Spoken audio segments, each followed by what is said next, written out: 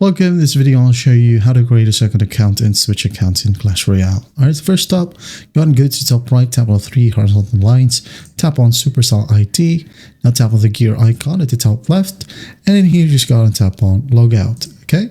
And make sure, by the way, that this current account is tied to your Supercell ID, alright? So just tap on Logout, Logout,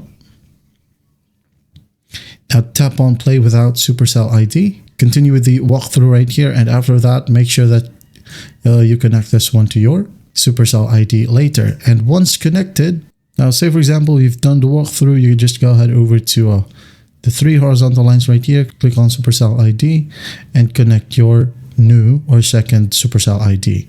And after that, you can just go ahead over to the gear icon and then just switch account from here. Okay, tap on login to Supercell ID, and after that, the second account will be added. Right, and from here you can now go ahead and easily switch. Okay, and that is how you create a second account and switch accounts in Clash Royale.